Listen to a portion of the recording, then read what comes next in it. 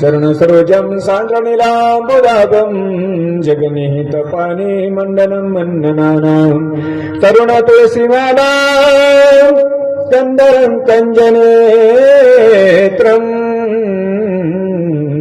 सदैधवलहासं विठ्ठलं चिंतयामि पांडुरंगा करू प्रथमान मन पांडुरंगा करू प्रथमान मन पांडुरंगा करू प्रथमान मन पांडुरंगा करू प्रथमान मन गुरुचरे चरण संत गुरुचरे चरण संत दिया गुरुचरे चरण संत दिया गंगाधरवारे मेरा विचारे अग्रपादारे मेरा विचारे अग्रपादारे मेरा विचारे अग्रपादारे मेरा विचारे सद्गुरु दास तुमारा सद्गुरु दास तुमारा सद्गुरु दास तुमारा दयांचे केलिया स्मरण होय सकळ विद्येचे अधिकरण तेचे वंदू श्री चरण श्री गुरुचे ते नमस्कारून आता ओ नमदानेश्वरा ओ नमदानेश्वरा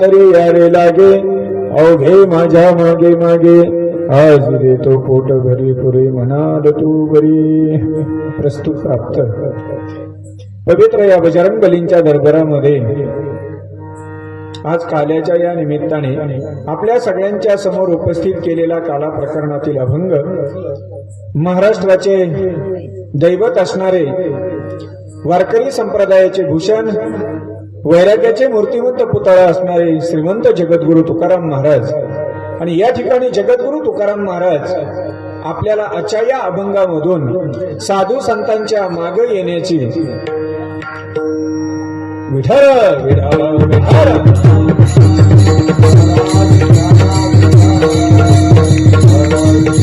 साधू संतांच्या मागे आपल्याला येण्याची किंवा जाण्याची अभंगामधून विनंती करता आहे. कारण जगद्गुरु तुकाराम महाराज सांगतात, याल तरी यारे लागेन अवघे माझ्या मागे मागे. या ठिकाणी सकळ समुदायाला जेवढे काही या पृथ्वी तलावरती जनसमुदाय असतील ते कुठल्या जातीतील असतील, धर्मातील असतील, पंथीतील असतील, कुठल्याही या ठिकाणी वेगवेगळ्या गावात राहत असतील, शहरामध्ये राहत असतील, जगद्गुरु तुकाराम महाराज सांगतात, ज्या वेळेस आपण साधू संतांकडे जातो किंवा त्यांच्या समागमामध्ये जातो आणि आपल्याला भ्रमण करण्याची वेळ येते किंवा दिंडीमध्ये जाण्याचा प्रसंग येतो, त्यावेळेस जगद्गुरु तुकाराम महाराज सांगतात की आपण साधू संतांच्या पुढे न जाता आपण साधू संतांच्या पाठीमागे राहिलं पाहिजे. साधू संत पुढं आणि भक्तगण त्यांच्या पाठीमागं. का त्यांच्या पाठीमागं राहायचं? त्यांच्या पाठीमागं राहण्यामध्ये काय फायदा आहे? कारण पुढं चालण्यामध्ये कुठला कोणता बिकट प्रसंग येईल, वाईट प्रसंग येईल, हे काही सांगता येत नाहीये आपल्याला.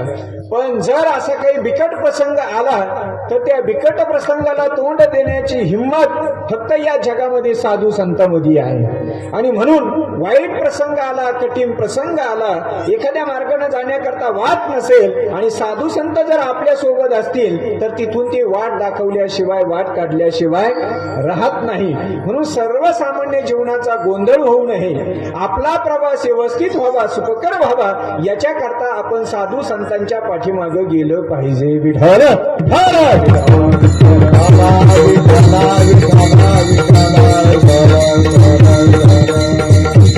आणि म्हणून या ठिकाणी पवित्र अशा बजरंग बलीच्या दरबारामध्ये गेल्या 8 दिवसापासून हा अद्ययावतपणे चाललेला हा भव्य दिव्य कीर्तन महोत्सव, आणि या कीर्तन महोत्सवाची आज या ठिकाणी आपल्या सर्वांच्या साक्षीनं सांगता होत आहे. आमचे परमपूज्य आदरणीय हरिभक्ती परायण सुभाष महाराज दिवटे अखिल भारतीय वारकरी मंडळाचे ते सदस्य आहेत. गेल्या अनेक वर्षापासून या ठिकाणी त्यांनी आपल्या संपूर्ण गावकऱ्याला एकत्रित करून गावातील सर्व महिला मंडळ असतील, पुरुष मंडळ असतील, गावातील तरुण मंडळ असतील, गावातील भजनी मंडळ असतील, परिसरातील भजनी मंडळी, टाळकरी मंडळी असतील, यांच्या सर्वांच्या सहकार्यानं गेल्या अनेक वर्षापासून या ठिकाणी 8 दिवसाचा नाम सप्ताह भव्य आणि दिव्य स्वरूपामध्ये या ठिकाणी ते दरवर्षी करतात. त्याचं कारण असं आहे, जगद्गुरु तुकाराम महाराज यांना या ठिकाणी झालेला साक्षात्कार माघ शुद्ध दशमी पाहुणी गुरुवार केला अंगीकार तुका म्हणे. या माघ महिन्यामध्ये अनेक ठिकाणी अनुग्रह दिन आहे आणि त्या निमित्ताने अनेक ठिकाणी सप्ताह होतात. तसाच या पवित्र तीर्थ काळावरती आमचे परमपूज्य आदरणीय सुभाष महाराज यांनी देखील या सप्ताहाचं आयोजन नियोजन गेल्या अनेक वर्षापासून करतायत. त्याचबरोबर राष्ट्रसंत आदरणीय हरिभक्तीपरायण तनपुरे बाबा यांचे देखील या ठिकाणी पुण्यतिथी निमित्त, संत रोहिदास महाराज यांच्या पुण्यतिथी निमित्त, गाडगे बाबा यांच्या जयंती निमित्त असे या ठिकाणी साधू संतांची जयंती, साधू संतांची पुण्यतिथी आणि जगद्गुरु तुकाराम महाराजांचा अनुग्रह दिन या निमित्ताने हा 8 दिवस या ठिकाणी भव्य दिव्य अशा प्रकारचा सप्ताह या ठिकाणी महाराज करतायत. महाराजांना द्यावेत तेवढे धन्यवाद थोडेच आहेत, कारण हे करणं सोपं नाही बाबा, फार अवघड आहे. आणि 8 दिवस या ठिकाणी जेवढे काही या परिसरातले बाल विद्यार्थी असतील, त्यामध्ये छोट्या छोट्या मुली असतील, मुलं असतील, त्यांना एकत्रित करून या ठिकाणी धर्माचं शिक्षण देण्याचं काम, मग ती गीता असेल, ज्ञानेश्वरी असेल, गाथा पारायण असेल, या चिमुकलीला सगळ्यांना एकत्रित करून परमपूज्य आदरणीय हरिभक्तीपरायण आमचे सुभाष महाराज दिवटे दरवर्षी त्यांना अध्यात्माचे धडे आणि शिक्षण या ठिकाणी देत आहेत. ही खरी मोठी अभिमानाची बाब आहे. दरवर्षी ज्ञानेश्वरी पारायण या ठिकाणी त्या मुलाकडनं करून घेत आहेत. मला वाटतं चालू वर्षी जगद्गुरु तुकाराम महाराज यांचं गाथा पारायण या ठिकाणी आपण केलेलं आहे. तुम्हाला सगळ्याला धन्यवाद द्यावेत तेवढे थोडेच आहेत, कारण या लहानपणी या मुलावर जर संस्कार केले तर उद्याची तरुण पिढी हीच देश घडवणारी, राष्ट्र घडवणारी आणि जिल्हा घडवणारी आहे. आणि म्हणून योग्य वेळी त्यांच्यावर संस्कार होणं अत्यंत गरजेचं आहे. आणि आमचे परमपूज्य आदरणीय सुभाष महाराज हे अगदी तळमळीनं जीव लावून, जीव प्राणाला लावून हे काम करतायत. आणि यंदा चालू वर्षी या सप्ताहाला त्यांना मोठी मोलाची मदत भेटली. ज्यांच्या मार्गदर्शनाखाली हा सप्ताह चालू आहे असे परमपूज्य आदरणीय महाराष्ट्रातील एक तरुण तडफदार कीर्तनकार, परमपूज्य आदरणीय आमचे परम मित्र हरिभक्तीपरायण आकाश महाराज नजन दत्त वारकरी शिक्षण संस्था सामनगाव त्यांच्या मार्गदर्शनानं त्यांच्याबरोबर असलेले त्यांच्या संस्थेतील सर्व हे बाळ टारकरी यांनी गेल्या 8 दिवस अगदी या ठिकाणी हरिपाठ असेल, कीर्तन असेल, चांगल्या प्रकारे या ठिकाणी साथ देऊन त्यांनी या कार्यक्रमाची शोभा वाढवण्याचं काम केलेलं आहे. एकदा जोरदार त्यांच्याकरता टाळ्या वाजा. आणि महाराज स्वतः या ठिकाणी सुंदर असा पखवाज वाजवत आहेत. ते कीर्तनकार देखील आहेत. विद्यार्थ्यांना घडवण्याचं काम करतात, ज्ञानदानाचं कार्य करतात आणि त्याबरोबर या ठिकाणी मृदुंग वाजवण्याचंही काम करतात. या सप्ताहाला गेल्या 8 दिवसापासून ज्यांनी गाण्याची साथ दिली आणि या सप्ताहाला आगळं वेगळं एक रंगदैवत भरण्याचं काम ज्यांनी केलं ते परमपूज्य आदरणीय हरिभक्ती परायण ज्येष्ठ गायनाचार्य आमचे भानुदास नाना दिवटे त्यांनी देखील अगदी सुंदर प्रकारचं या ठिकाणी गायन करतायत. परमपूज्य आदरणीय हरिभक्तीपरायण गायन सम्राट आमचे विठ्ठल महाराज, परमपूज्य आदरणीय आमचे शहाजी बापू महाराज, परमपूज्य आदरणीय दिलीप महाराज, परमपूज्य आदरणीय सीताराम महाराज आणि या ठिकाणी बसलेले आमचे विनेकरी बाबा, इकडचे बाबा, या ठिकाणी पेटीवर बसलेले आमच्या ताई, या सर्वांनी सहकार्य केलं, सर्वांनी सहकार्य. आणि माईक सिस्टीम अतिशय सुंदर आहे, त्यांच्याकरता एकदा जोरदार टाळ्या वाजा. आणि आपलं हे कीर्तन हा अखंड हरिनाम सप्ताह सदैव या ठिकाणी आपल्याला पाहता येईल असं ज्यांनी नियोजन केलं ते आमचे युट्यूब चालवणारे दत्तात्रय भालेराव यांनी हे 8ही दिवसाचे कीर्तन युट्यूबवर लाईव्ह केलेले आहे. त्यांना कोटी कोटी धन्यवाद. आता तुम्हाला जर वाटलं आपल्याला बऱ्हामपूरचा सप्ताह बघायचा आहे, युट्यूबवर तुम्ही महाराजाचं नाव टाकलं का लगेच कीर्तन दिसणार आहे. आता हे युट्यूबवरचं कीर्तन कधीच जाणार नाही असं या ठिकाणी त्यांनी सुंदर असं नियोजन केलेलं आहे. टाळकरी आहेत ते पुन्हा सुंदर असं या ठिकाणी त्यांनी काम केलेलं आहे. त्यांना कोटी कोटी धन्यवाद. आपण सगळे महिला मंडळ, पुरुष मंडळ त्यांनी देखील गेले 8 दिवस या ठिकाणी येऊन श्रवण करण्याचं काम केलेलं आहे. आणि या सप्ताहामध्ये ज्यांनी काही आर्थिक देणगी दिलेली असेल, ज्याच्या त्याच्या पद्धतीनं कोणी या ठिकाणी आज अन्नदान आहे, अन्नदान केलेलं असेल, कोणी नाश्ता दिलेला असेल, कोणी पंगत दिलेली आहे, कोणी ज्याच्या त्याच्या पद्धतीने देणगी दिलेली आहे. सर्व देणगीदारांना, सर्व अन्नदात्याला मी या नारदाच्या गादीवरून कोटी कोटी धन्यवाद देतो. असंच धर्माचे कार्य तुमच्या हातून होत राहावं आणि तुम्ही या धर्म कार्याला सहकार्य करावं हीच विनंती आपण भगवान श्रीकृष्णाच्या चरणी, माऊलींच्या चरणी करूयात आणि या ठिकाणी आपल्या अभंगाकडे वळूयात. विठ्ठल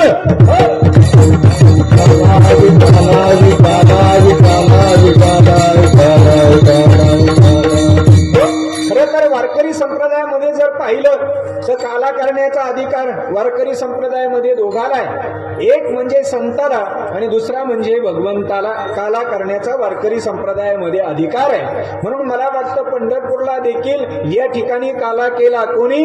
भगवान श्रीकृष्णाने. वाळवंटामध्ये काला केला आणि आपल्या देखील पैठणला नाथ षष्ठीला सर्व दिंड्या एकत्रित येतात, सर्व साधू संत या ठिकाणी एकत्रित येतात आणि दरवर्षी नाथ षष्ठीला आपल्या वाळवंटामध्ये देखील काला होतो. त्याची अनुभूती आपण सर्वजण या ठिकाणी घेतो. म्हणून काला करण्याचा अधिकार खरा तर देवाला आणि दुसरा म्हणजे संताला आहे. देव भक्त दोन्ही करीताती काला.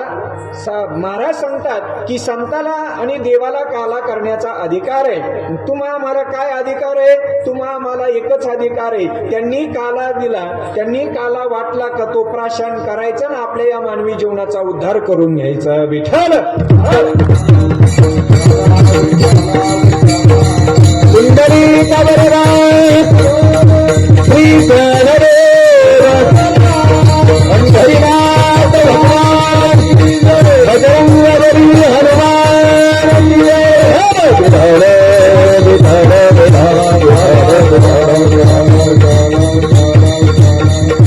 आणि म्हणून वारकरी संप्रदायामध्ये सर्वांना एकत्रित येण्याचा अधिकार आहे, भजन करण्याचा अधिकार आहे, कीर्तन करण्याचा अधिकार आहे, नामस्मरण करण्याचा अधिकार आहे.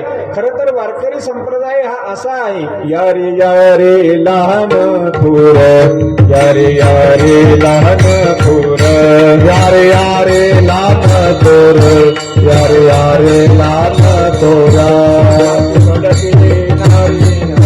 याची भरती नारी नर,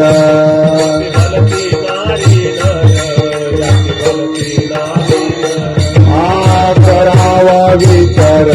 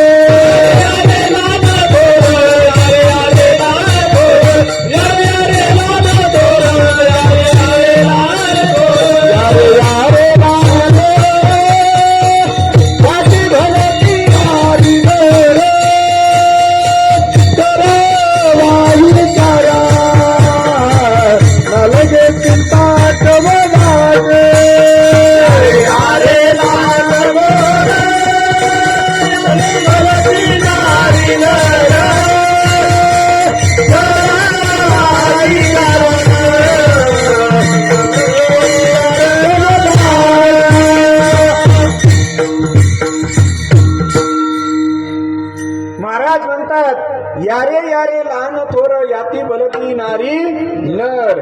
इथं पुरुषालाही प्राधान्य आहे, इथं महिलाला देखील प्राधान्य आहे. महिलाही येऊ शकतात, पुरुषही येऊ शकतात. कुठल्याही जातीतील, धर्मातील, पंथातील माणूस या वारकरी संप्रदायामध्ये येऊ शकतो. आणि मला वाटतं वारकरी संप्रदायाची ही विशेषता आहे की सगळ्या जातीतल्या संप्रदायाला सामावून घेणारा धर्म जर जगाच्या पाठीवर कोणता असेल तर तो एकमेव म्हणजे आमचा वारकरी संप्रदाय आहे. फक्त वारकरी संप्रदाय, सगळी जात धर्म पंथ एकत्रित घेऊन चालणारा वारकरी संप्रदाय महाराज. पहा तुम्ही, सावता महाराज असतील, गोरोबा काका असतील, आमची जनाबाई असेल, हे सर्व साधू संत वेगवेगळ्या जातीत जन्माला आले, पण वारकरी संप्रदायामध्ये आले. वारकरी संप्रदायामध्ये त्यांनी परमार्थिक कार्य केलं, धर्माचं कार्य केलं. वारकरी संप्रदायामध्ये जात पाहिल्या जात नाही. जात वित गोत कुळ शेळ मात भजे का त्वरित भावनायुक्त. इथे जात पाहिल्या जात नाही, कोण कुठल्या जातीचा आणि काय महाराज. इथं फक्त त्याची भक्ती भाव काय आहे हा पाहिला जातो. आणि म्हणून जगद्गुरु तुकाराम महाराज सांगतात इथे प्रत्येकाला किंमत आहे. जो या वारकरी संप्रदायामध्ये येईल त्याला ज्ञानोबराय जवळ घेतात. जसं आईच्या जवळ लेकरू गेलं की आई त्याला कवटाळते, आई त्याच्या तोंडावरून हात फिरवते, तसं वारकरी संप्रदायाची आई देखील आमचे ज्ञानोबराय आहे. आणि जो जो भक्त या वारकरी संप्रदायामध्ये येईल, सेवा करील, ज्ञानोबराय देखील त्याला कुरवळतात. भक्त करुणा कर ज्ञानाबाई, भक्त करुणा कर ज्ञानाबाई, भक्त करुणा कर ज्ञानाबाई, भक्त करुणा कर ज्ञानाबाई. गोपाले आदी कुळाचा विचारे, गोपाले आदी कुळाचा विचारे, भक्त करुणा कर ज्ञानाबाई, भक्त करुणा कर ज्ञानाबाई, भक्त करुणा कर ज्ञानाबाई, भक्त करुणा कर ज्ञानाबाई. विठ्ठल विठ्ठल विठ्ठल विठ्ठल विठ्ठल सुंदरी पागरा श्री ज्ञान रे हरिनाथ भगवान बजरंग बली हनुमान की जय. विठ्ठल विठ्ठल विठ्ठल विठ्ठल. न पाही हाती कुळाचा विचार. इथे कुळाचा विचार केला जात नाही महाराज. तुमचा भाव काय आहे त्याला विचार केला जातो. म्हणून जगद्गुरु तुकाराम महाराज सांगतात इथे आल्याच्या नंतर काही नियम आहे. काय नियम आहे? जगद्गुरु तुकाराम महाराज सांगतात एक तर इकडं येऊ नका, आणि आल्याच्या नंतर मग तुमचं डोकं चालू नका. यायचं तर या, नसल यायचं तर येऊ नका, पण आल्याच्या नंतर काय करा हे अभंगाचं प्रथम याल तरी मागे मागे याल, तरी मागे मागे याल, तरी मागे मागे याल, तरी मागे मागे याल, तरी आगे आगे याल, तरी आगे लागे याल, तरी आगे लागे याल, तरी आगे लागे, तरी मागे मागे याल, तरी आगे मागे याल, तरी मागे मागे याल, तरी आगे लागे याल, तरी आगे लागे याल, तरी आगे लागे याल, तरी आगे लागे याल, तरी आगे लागे. मागे मागे मागे आगे, मागे मागे मागे देखो पोट भरी आदी, भरी आदी, देखो पोट भरी आदी, देखो पोट भरी आदी, देखो पोट भरी आदी, देखो पोट भरी आदी, देखो पोट भरी आदी, देखो पोट भरी आदी, देखो पोट भरी. जगद्गुरु तुकाराम महाराजांनी प्रथम चरणामध्ये सांगितलं यार तरी यारे लागेन अवघे माझ्या मागे मागे. यायचं तर या, नसल यायचं तर येऊ नका, पण आल्याच्या नंतर मात्र मग आमच्या पुढं पुढं जाऊ नका, तर आमच्या माग माग या. याल तरी यारे लागेन अवघे माझ्या मागे मागे. हा यायचं तर या, पण आल्याच्या नंतर मग मात्र आमच्या मागे मागे चाला. मार्ग दावणी गेले आधी दयानिधी, तेनेची पण ते चालो जाता, न पुढे गुंता कोटे काही. या कार्यक्रमाकरता पेटी मास्तर आमचे देवीदास भाऊ हे देखील आलेले आहेत. ते अगदी सप्ताह सुरू झाल्यापासून दरवर्षी या कार्यक्रमाला आहे. तुम्हालाही कोटी कोटी धन्यवाद. आणि म्हणून जगद्गुरु तुकाराम महाराज सांगतात मागे मागे या. बरं, मागे मागे येण्यात आणखीन बरेच अर्थ आहेत महाराज. संताच्या माग मानवी जीवाने जावं याच्यात विशेष नाही. देव देखील संताच्या मागे जाण्याची इच्छा करतो. देव देखील संताच्या मागे जाण्याचे प्रयत्न करतात. कारण का? संताची धूळ आपल्या अंगावर जर उडाली तर आपल्या या ठिकाणी शरीरामध्ये असणाऱ्या ज्या काही वासना आहेत त्या जळून भस्मसात झाल्याशिवाय राहत नाही. म्हणून संताच्या माग माग जावं. त्यांच्या संताच्या पायाची धूळ आपल्या अंगावर उडाल्याच्या नंतर या ठिकाणी आपल्या अंतःकरणातल्या वासना या ठिकाणी नष्ट होतात आणि अंतःकरणामध्ये आपल्या भाव निर्माण होतो. कोणता? परमार्थिक. म्हणून संताच्या मागे गेलं पाहिजे. संत चरण रज लागता वासनेचे बीज, वासनेचे बीज, वासनेचे बीज, वासनेचे बीज, संत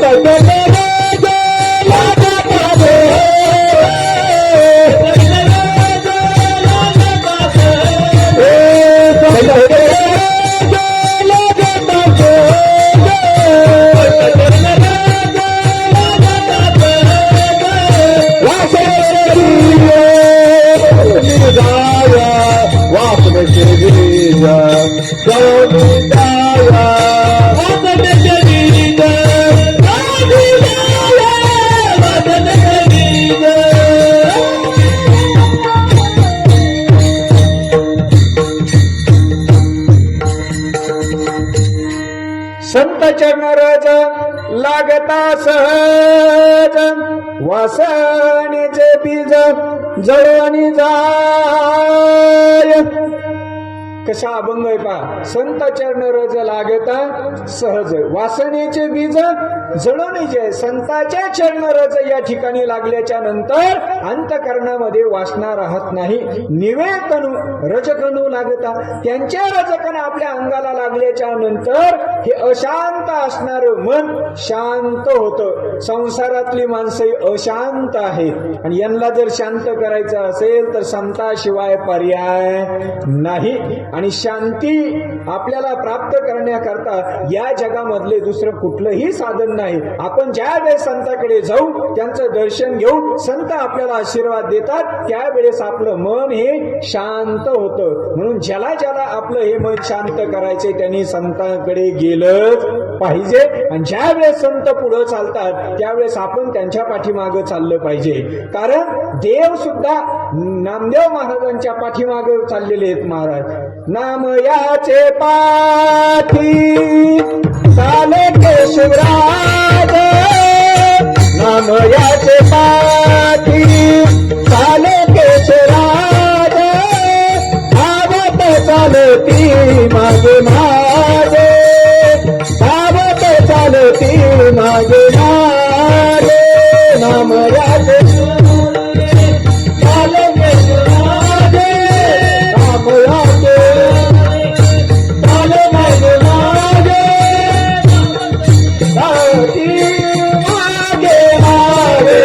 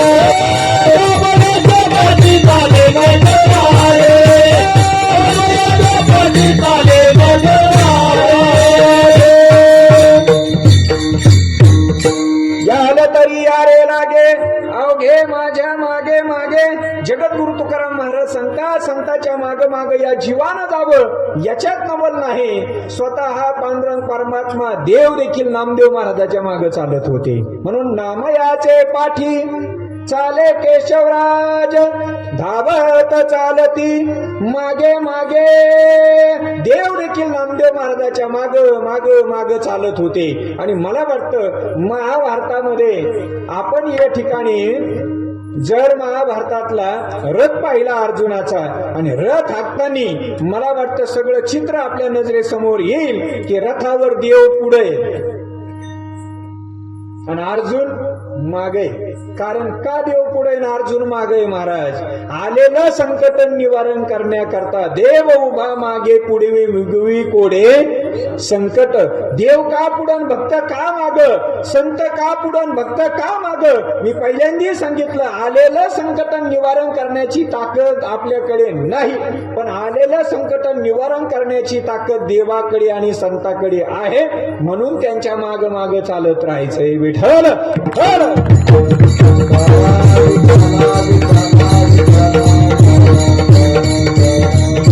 आणि हे भगवान श्रीकृष्णाने देखील आपले जेवढे काही सवंगडी होते त्यांना देखील हाच उपदेश केला. हे सवंगड्यांनो, आपल्याला या ठिकाणी जायचंय चोरी करायला. चोरी कशाची करायची आहे? आपल्याला दही तूप लोणी याची चोरी करायची आहे. पण चोरीला जात असताना एक काम करायचं, एक नियम करायचा.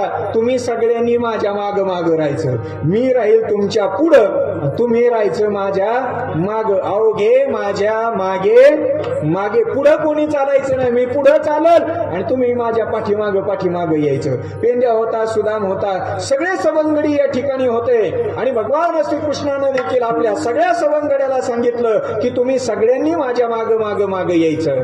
आणि मग जगद्गुरु तुकाराम महाराजांनी देखील तेच सांगितलं की वारकरी संप्रदायामध्ये चालत असताना संत पुढं आणि भक्त त्यांच्या माग माग चालण्याने काय फायदा होतो या अभंगाचं दुसरं चरण. आजी देतो पोट भरी, आजी देतो पोट भरी, आजी देतो पोट भरी, आजी देतो पोट भरी,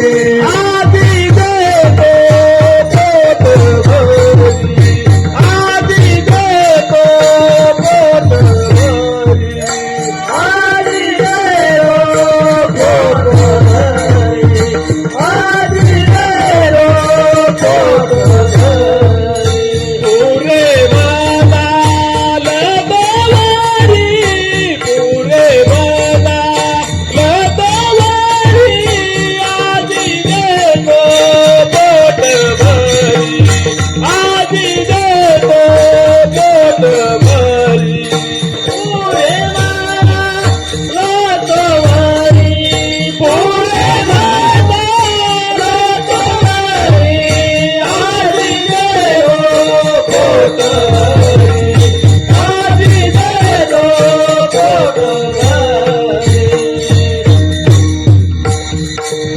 हो जगद्गुरु तुकाराम महाराजांनी मग दुसऱ्या चरणात सांगितलेलं आहे, संताच्या माग माग जर गेलो तर संत महात्मे आपल्याला पोटभर देतात. आज देतो पोट भरी पुरे म्हणाल तो बरी. नको नको म्हणेपर्यंत साधू संत आपल्याला देतात. पण केव्हा त्यांच्या माग आपण चाललो तर मला वाटतं एखादी आई किराणा दुकानामध्ये जावी आणि घरामध्ये छोटा मुलगा असतो आणि त्याला जर कळालं की आई दुकानामध्ये चाललेली आहे तो छोटा मुलगा देखील आईच्या या ठिकाणी माग माग निघतो. पण जर का पुढं चालला, आई म्हणते ए बाळ्या पुढं पळू नको, पुढं जर गेला तर मी तुला काहीच घेऊन देणार नाही. पण आई पुढं चालली आणि बाळू जर पाठीमागून हळूच दुकानात आला तर मला वाटतं त्याला खायला काहीतरी घेऊन दिल्याशिवाय आई राहत नाही. हा सर्वसामान्य व्यवहार आहे महाराज. मग परमार्थामध्ये देखील हीच भाषा आहे. साधू संत पुढं आणि आपण त्यांच्या माग. चला ज्ञानोबराच्या या ठिकाणी दिंडी सोहळ्यामध्ये आपण चला, तुकाराम महाराजाच्या दिंडी सोहळ्यामध्ये आपण चला. ज्या वेळेस दिंडी असते रथ पुढं असतो आणि त्या रथाच्या पाठीमाग कितीतरी दिंडी असतात आणि मग त्या दिंडीमध्ये फक्त टाळकरी मंडळी एकच भजन करतात, ज्ञानोबा माऊली तुकाराम.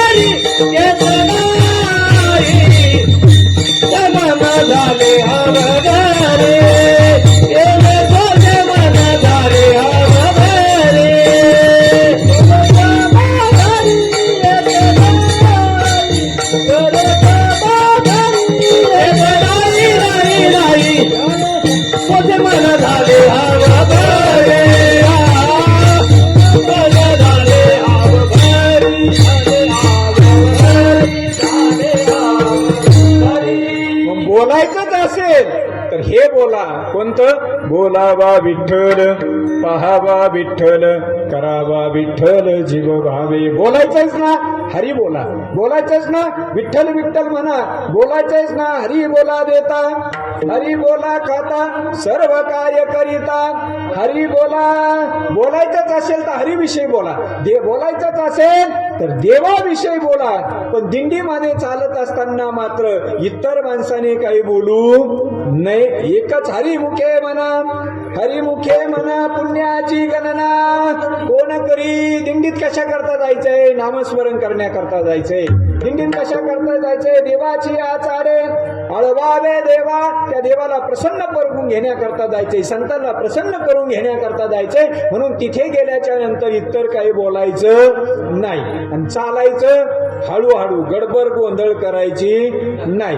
काही ठिकाणी माणसाने बोलावं, काही ठिकाणी माणसाने बोलू नाही. मला वाटतं एखाद्याच्या अंत्यविधीला आपण चाललो, वाईट घटना घडलेली आहे, अंत्ययात्रा गावातून निघलेली आहे आणि आपण सर्वजण अंत्ययात्रेत चाललेलो आहोत. त्यावेळेस कसं चालावं? गपचिप चालावं का मोठमोठ्याने बोंबलत चालावं का हसत चालावं? इकडं कस काय पद्धती? आमच्या तिकडं लोक मेल्यावर जाळीते. झोपले का तुम्ही द्या दुपाराच? आता 8:30 वाजली तर कस काय पद्धती इकडं? बर, कशी काय असं ना सुभाष मामा. चला, या ठिकाणी अंत्ययात्रेला निघाल्याच्या नंतर बोलत बोलत जावं, गप्पा मारीत जावं का हसत हसत जावं का कलमा करीत जावं? काय वाटतं तुम्हाला? हा भंगच आहे. हळूहळू चाला, कुणी कुणाशी न बोला. अंत्ययात्रेला जाताना काय करीत जावं?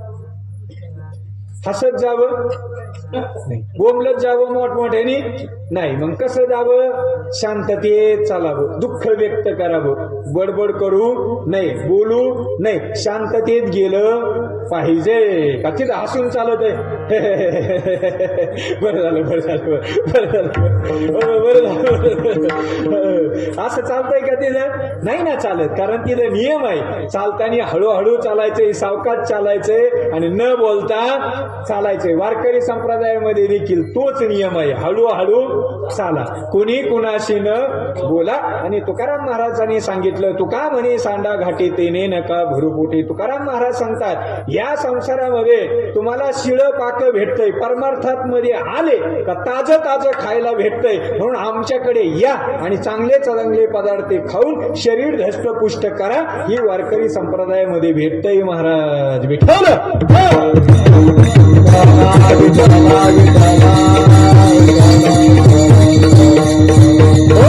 अभंगाचा सरळ भावार्थ आपल्या समोर ठेवलेला आहे.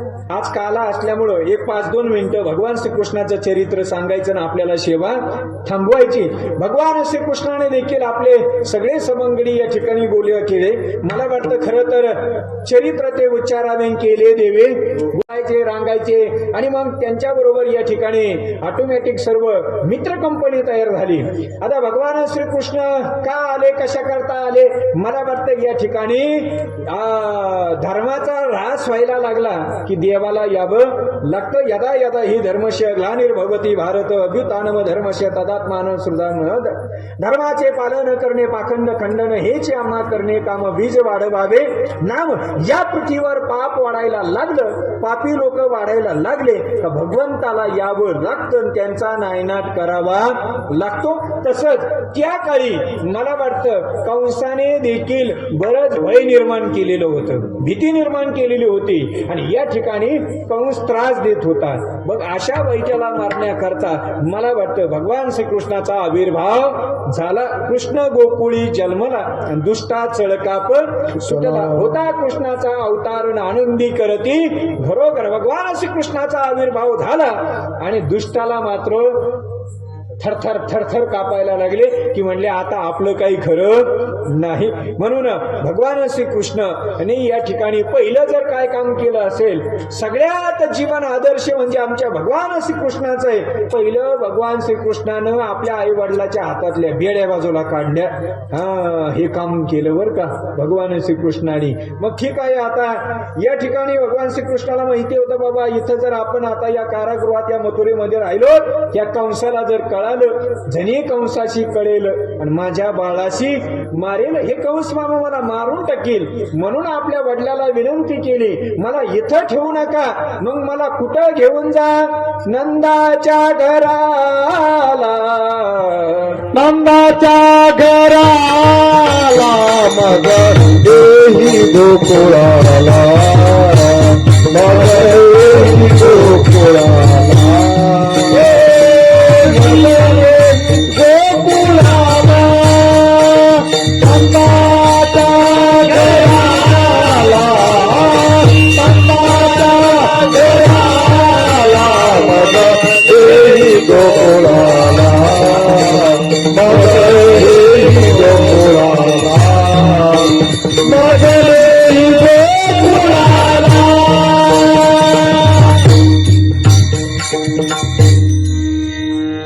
या ठिकाणी आपल्या वडिलाला पिताश्रीला सांगितलं की या ठिकाणी बाबा मला इथं ठेवू नका, मला कुठं घेऊन चला? नंदाच्या घराला मज नेई गोकुळाला, मला गोकुळाला घेऊन चला, नंद बाबाच्या घरी घेऊन चला. का नंद बाबाच्या घरी घेऊन चला? तिथं माया उपजलेली, माया उपजली तिथे माया उपजलेली आहे. ती माया इथं घेऊन या आणि मला तिथं ठेवा. आणि चला घेऊन चला. म्हणून या ठिकाणी वसुदेव या ठिकाणी आपल्या भगवान श्रीकृष्णाला पाठीमध्ये घेऊन निघालेले आहेत. निघाल्याच्या नंतर अंधारी रात्र आहे, काळोखी रात्र आहे, श्रावण महिना आहे, दो दो दो दो दो वरून पाऊस पडतो आहे. आणि म्हणून सगळ्यात मोठा चमत्कार घडला की भगवान श्रीकृष्णाला पाऊस लागू नये म्हणून या ठिकाणी सर्प आपण घाबरतो, पण त्यांनी काय केलं? छाया धरली त्यांच्या अंगावर, का जेणेकरून आमच्या देवाला पाऊस लागू नये. निघाले महाराज, पण निघाल्याच्या नंतर यमुना नदी आडवी आली. यमुना नदी आडवी आल्याच्या नंतर आता पलीकडे जायचं कसं? पण भगवान श्रीकृष्णानं आपल्या या ठिकाणी वसुदेवाने डोक्यावर जी टोपली घेतलेली होती त्या टोपलीतून थोडा अर्धा पाय बाहेर काढलेला होता आकाश महाराज. किती? अर्धा पाय बाहेर काढलेला होता. आणि अर्धा पाय का बाहेर काढलेला होता त्याचं उदाहरण हे आहे, ज्या वेळेस यमुना माता वाट देत नव्हती आणि या ठिकाणी वसुदेवाने ठरवलं की आता पलीकडे कैसं जायचंय, पण नदी तर तुडुंब भरलेली आहे. भगवान श्रीकृष्णाने सांगितलं, बाबा तुम्ही चालत राहा, तुम्ही काही काळजी करू नका. कारण का? यमुने मातेला भगवान श्रीकृष्णाने सांगितलं, तू जर आता मला वाट दिली नाही तर तुझ्या या पाण्यामध्ये सर्प कालिया ह्यो काय करतोय? राहतोय आणि त्याच्या विषामुळे हे कुठलंही पाणी उपयोगाला येत नाही. त्याचं मर्दन याच पायाने होणार आहे म्हणून तुम्हाला वाट दी. त्याच्यामुळं पाय बाहेर काढला बरं का. याच पायानं मी तुला या ठिकाणी असणारा त्रास संपवणार आहे. म्हणून ज्या वेळेस वसुदेव कमरा इतक्या पाण्यात गेले, इतक्या पाण्यात गेले आणि आता त्यांना वाटलं आपण बुडवतो का काय, पण भगवान श्रीकृष्णाचा पाय बाहेर असल्यामुळं तो पायाचा स्पर्श पाण्याला झाला. लगेच यमुना माता दुभंगली आणि मधून वाट तयार झाली आणि मग या ठिकाणी भगवान श्रीकृष्णाला घेऊन पलीकडे गेले. पांगुळले यमुना जला, पांगुळले यमुना जले, पांगुळले यमुना जले, पांगुळले यमुना जले, पांगुळले यमुना जले, पांगुळले यमुना जले, पांगुळले यमुना जले, पांगुळले यमुना जले, पांगुळले यमुना जला, भक्ती राहिले निशाला, पांगुळले यमुना जला, भक्ती राहिले निशाला, पांगुळले यमुना जला, पांगुळले यमुना जले,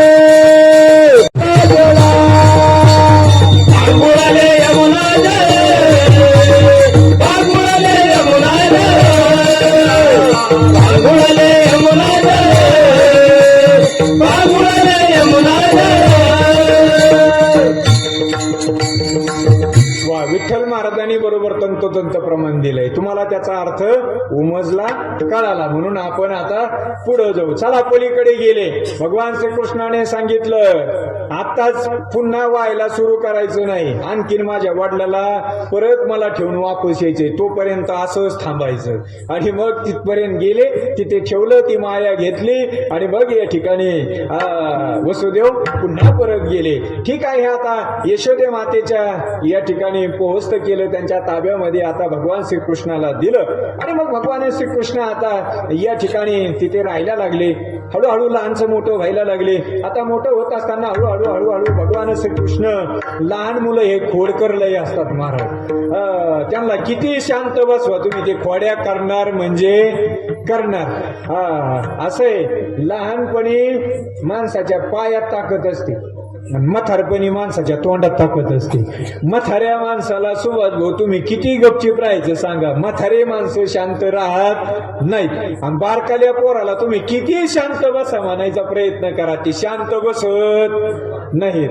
आजी म्हणत असते अरे बाळ्या पळू नको, गुडघ्याला लागन, गुडघा फुटन, दात पडन. ते म्हणतो दात पडू नाही तर गुडघा फुटू. पोरं थांबत येत का? पहा महाराज, कारण का ती पायात ताकद असते ना, वळवळ वळवळ वळवळ वळवळ करते. आणि तरुणपणी हात वळवळ करते. नादी लागू नको, बुक्कीत नाक फोडीन, हे ताकद असते हातात महाराज, की हाताशी वळवळ वळवळ वळवळ करते. नादी लागू नको, 32चे 32 पाडून टाकीन, हाताशी महाराज हातच करते. त्यातली त्यात उग पहिलवान असावा. माझ्यासारखा असल्यावर मी नाही लई वळवळ करीत म्हणा. पण आता दिलू महाराज सारखे असल्यावर यांच्या नादी लागल्यावर हे काय सोपं काम आहे का काय? नुसता असा कोपरा केला का 2-3 पलटी होते. पहा महाराज, तरुणपणी पायात, आपलं बालपणी पायात ताकद, तरुणपणी हातात ताकद, आणि म्हातारपणी तोंडात ताकद. तेव्हा पाय बी गेलेले असते तर, हात बी गेलेले असते तर, आणि एकच तोंड मग बडबड बडबड बडबड करतय. सगळं घर म्हणतय आत्याबाई मी तुम्हाला वेळच्या वेळेला चहा देते, पाणी देते, भाकर देते, गोळ्या औषध देते, मी वावरात कामाला जाते, कापूस येचून आणते, सगळं काम करते, तुमच्या माड्यावर पाणी बी घालते. फक्त आत्याबाई तुम्ही आहे ना, फक्त एक काम करा. कोणतं? बटुळे महाराजाला 5,000 दक्षिणा द्या. फक्त आत्याबाई सगळं करते, घरे झाडून काढिते, पोराला सांभाळिते, तुमच्या पोराला सांभाळिते, सगळं करते आत्याबाई. पण फक्त तुम्ही फक्त एक काम करा, आणि एवढं ऐका फक्त माझं, फक्त तुम्ही एक बंद ठेवा. काय? अय बसलेल्या आत्याबाई, फक्त तुम्ही तोंड बंद ठेवा, आणि तुमच्या तोंडाला फक्त कुलूप काटा लावा, आणि तुम्ही फक्त बसून राहा, गपचीप बसून राहा. फक्त तुम्ही काही काम करू नका, मी सगळे काम करीते, पण तुम्ही फक्त गपचीप बसा. आणि हे मात्र गपचीप बसत नाहीत, आणि याच्यामुळे यांचे हाल झाल्याशिवाय राहत नाही. विठ्ठल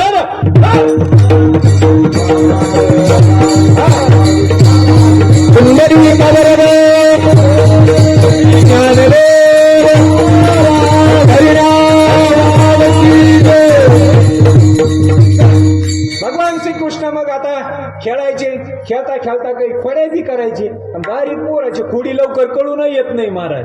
हे असे येत, कानात पेनच घालीते, बोटच घालीते, याची पेटी सोडिते, त्याचा शर्ट सोडिते.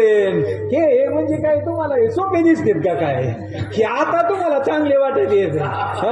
तुम्हाला वाटतं बाई आपलं खाली बसलंय ने उभा राहिले. हे संस्थेत गेल्यावर विचारा आकाश महाराजाला, यांचा हे लय डेंजर, लय डेंजर. आता मी बरेच दिवस काम करतोय, हे सप्ताह मी चालित होतो पहिला, पण आता माझ्या मागे जरा उपाधी वाढली, मी बी एक संस्थान उभा करून बसलो. तिकडं मोठं संस्थान बांधल्यामुळं आता मोठा व्याप वाढला, कार्यक्रम, संस्थांचे कार्यक्रम, त्याच्यामुळे आमच्या जबाबदारी वाढली. त्याच्यामुळे आता इथे जास्त वेळ देता येत नाही. पण चला, या ठिकाणी हे रोपट्या लावलेला आहे, आनंद आहे. मामाने या ठिकाणी पाणी घालून इवलेशे रोप लाविलेद्वारे त्याचा विनू गेला. आनंद वाटतो महाराज की आज रोपट मोठं झालेलं आहे. हे इतके दिसते तितके सोपे नाही, हे दिसते तितके गरीब नाही महाराज. यांच्या एक एक खोडी सांगायला गेलो तर काय सांगायचं महाराज. आपल्या संस्थेत एक पोरग होतं, तुमच्याच होतं, सामनगावचं, सारपी वस्तीवरचं ते बडेच. त्याला म्हणलं एक काम कर, जाय भाजीत गोड तेल आणायचं होतं. गोड तेल खोली